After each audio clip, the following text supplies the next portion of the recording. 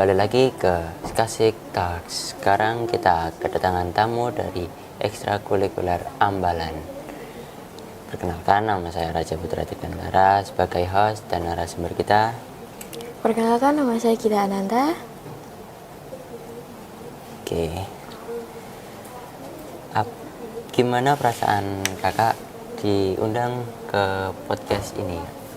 Yang pastinya sangat senang sekali karena saya diberikan waktu untuk menghadiri podcast saat ini.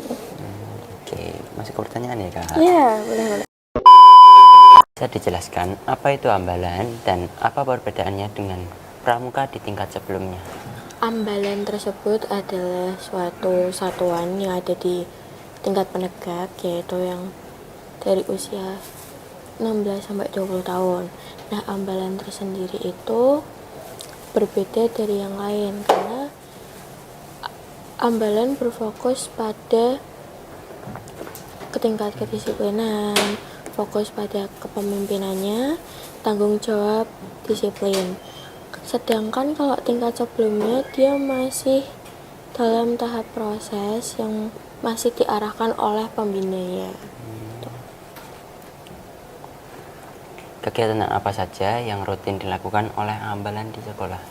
Kegiatan rutin yang dilakukan oleh Ambalan sekolah yaitu kita melakukan kegiatan Jumat rutin, yaitu pramuka wajib yang ada di sekolahan seperti biasa lah. Terus juga kita juga mengadakan pelatihan rutin untuk Dewan Ambalannya ini untuk pemateri-pematerian gitu. Serta kita ada latihan rutin setiap weekend. Oke. Motivasi ikut Ambalan di sekolah apa kak? Motivasi saya itu adalah saya waktu kelas 8 ya, melihat teman-teman saya mengikuti pramuka tuh kayak wow, mereka latihan terus menerus gitu dan terlihat keren. Dan situ saya langsung join ke pramuka.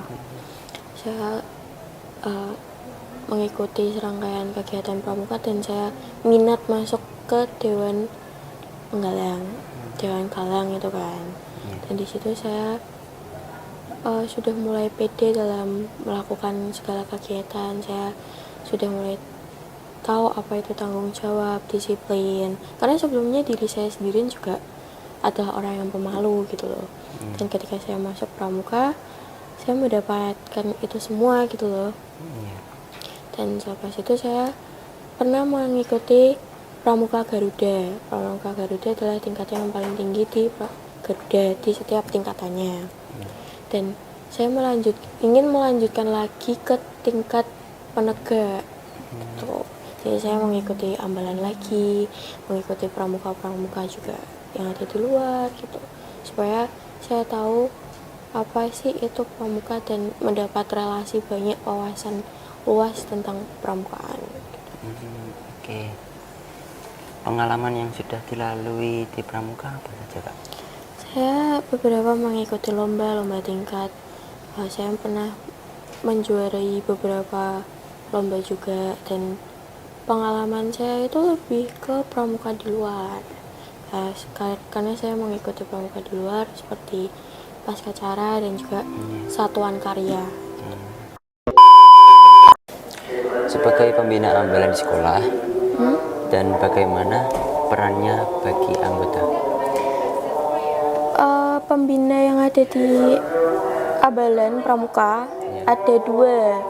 Jadi ada gugus depan putri dan juga putra. Dimana kalau putri itu ada Bu Ardiana Kurnianingrum dan kalau yang putra itu Bapak Novanto Eka Bahyu.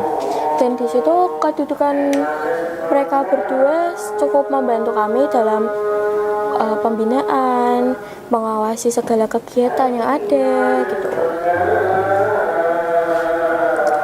Kegiatan apa saja yang rutin dilakukan oleh Ambalan di sekolah?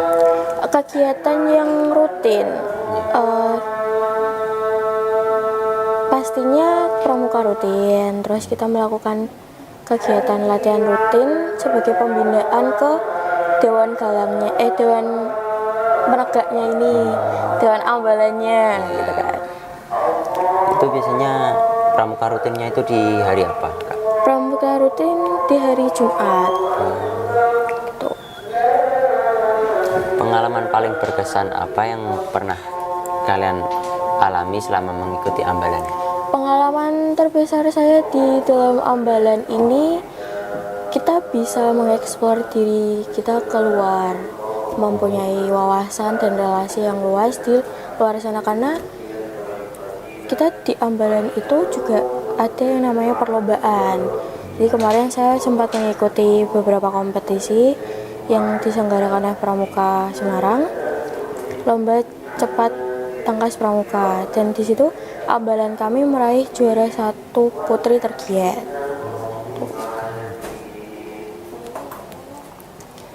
Menurut kalian, sifat apa saja yang penting dimiliki oleh anggota ambalan? Pastinya kepemimpinan, terus kedisiplinan juga, dan tanggung jawab sih. Itu yang pasti. Untuk tanggung jawabnya itu seperti apa, Kak? Mungkin tanggung jawab dari segi kita cara berorganisasi itu bagaimana gitu. Seperti itu. Oke. Bagaimana ambalan melatih jiwa kepemimpinan dan kerjasama antar anggota? Kita melakukan jiwa kepemimpinan itu seperti mungkin saat kita latihan. Jadi ada latihan rutin, dimana yang dikhususkan untuk Dewan Ambalan ini. Nah, kita di situ ada berbasis kepemimpinan, pematerian, dan juga materi-materi lain, dan juga kepemimpinan ini tuh dilatih dari kelompok, yaitu sangga-sangga yang ada di situ. Jadi dengan kita menjadi anggota maupun ketuanya, kita bisa saling bertanggung jawab gitu. Oke. Bagaimana cara menjaga kekompakan dan solidaritas dari ambalan? Dari ambalan Trisula Bakti sendiri, kita memiliki yang pastinya komunikasi ya. Komunikasi itu sangat penting, dan setiap ada kegiatan rutin atau latihan rutin itu kita kerap sekali mengadakan evaluasi. Jadi evaluasi itu bertujuan untuk mengevaluasi segala kegiatan, kesalahan-kesalahan kita agar tidak adanya miskomunikasi gitu. Kayak mungkin ada yang melakukan kesalahan nih, kamu tuh salah gini-gini. Nah, itu kita bakalan lebih mengeval lagi ke depannya bagaimana, dan mengurangi rasa salah-salahan gitu loh. Jika terjadi perbedaan pendapat dari dalam sangga, bagaimana cara menyelesaikannya, Kak? Kita mengobrolkan orang, bermusyawarah, yang pastinya kita tidak menuju ke satu-satu orang gitu loh.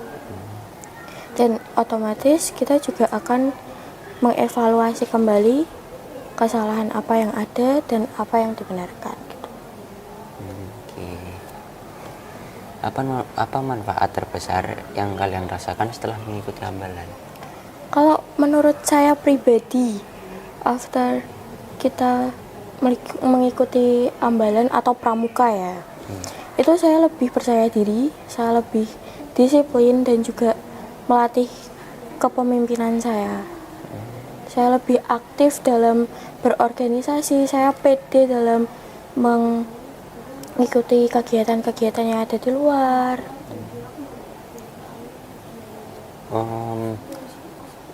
Untuk kakak masuk ambalan ini ada motivasi apa?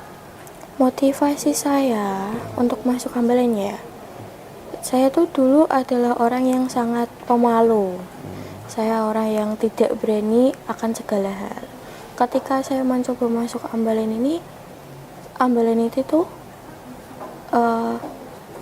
membimbing saya untuk menjadi lebih berani, lebih pede, terus juga lebih bertanggung jawab.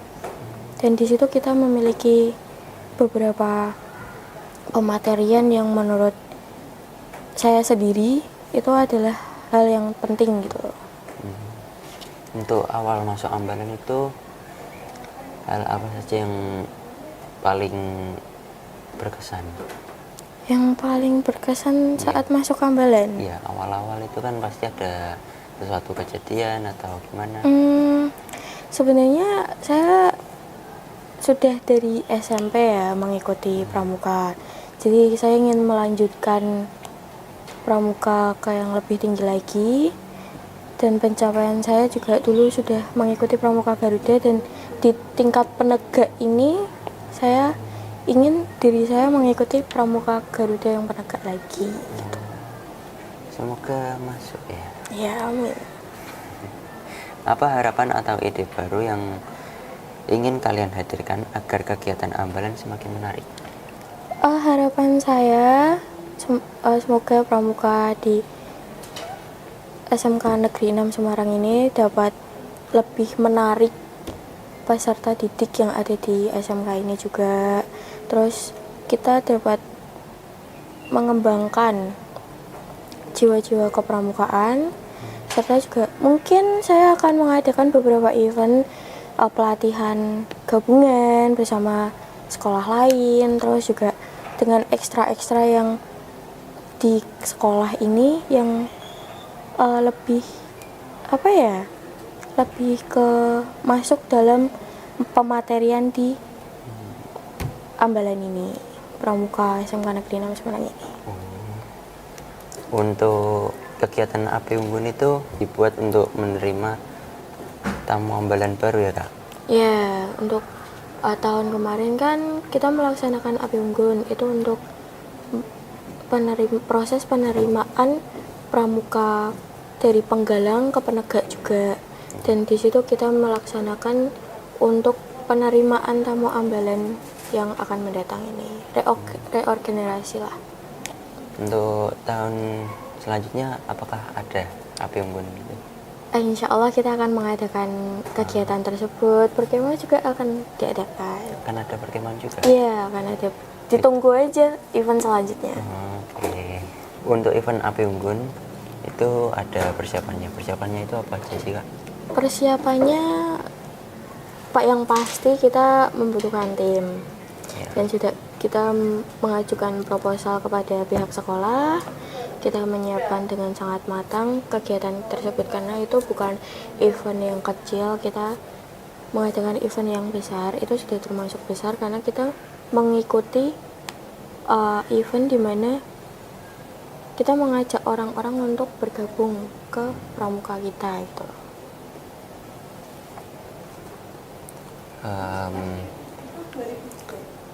Untuk event Api Unggun itu akan adakah surprise terbaru untuk di tahun selanjutnya? Yang pastinya ada, setiap tahun pasti ada momen-momen yang baru. Jika ada hal yang tidak mengenakan di event Api Unggun itu, bagaimana respon kakak? Tidak mengenakan dalam hal apa ini? Dalam seperti ketika menghidupkan Api Unggun tapi apinya tidak menyala itu itu kita kan kemarin saat ada Api Unggun itu musim hujan kan, dan kita pasti mikir ini nanti hujan nggak ya, ini nanti hujan nggak ya. Nah, di sela-sela kebingungan kita yang takut apinya mati saat penghidupan obor itu, ada pelatih kita yang menyarankan menggunakan alat saja, bantuan dari alat yang cukup modern untuk kita pakai gitu loh. Terus makanya kemarin saat hujan apinya bisa nyala gitu loh. Karena ada bantuan dari alat tersebut. Alatnya itu seperti apa sih Kak? Alatnya dia seperti penghantar api. Dia kalau dipencet tuh bakal mengeluarkan api, dan itu ada bantuan dari perminyakan gitu, bensin gitu. Seperti itu. Untuk event Api Unggun ini dari anggota Ambalan apakah sudah siap untuk melakukan event tersebut? Yang pastinya sudah siap karena itu event tahunan sih.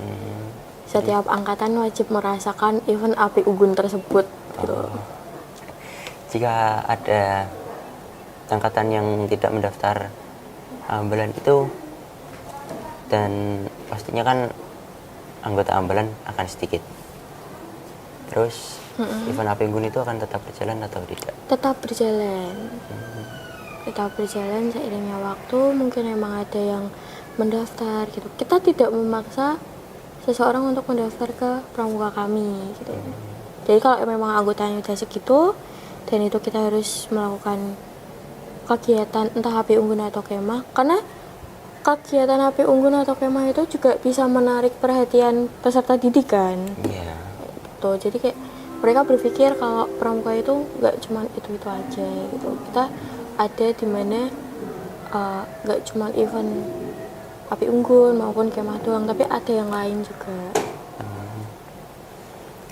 Event api unggun ini kalau diberi kesempatan dijalankan di luar sekolah, mau dijalankan di mana, Kak? Mau dijalankan kemungkinan di daerah Gunung Pati situ sih, karena menurut saya lebih view-nya oke, lebih perkemahanable gitu loh. Jadi untuk berapi unggunan di Gunung Pati itu sangat rekomendasi ya? Sangat rekomendasi karena di Semarang ini kan banyak bumi perkemahan kan. Iya. Dan itu menurut saya sangat wajib untuk dicoba satu-satu sih perangkatan ini. Mungkin kedepannya ya. Iya. Oke, terima kasih bagi semuanya yang sudah mendengarkan podcast kami. Terima kasih, sampai jumpa di episode selanjutnya. Dadah. Bye-bye.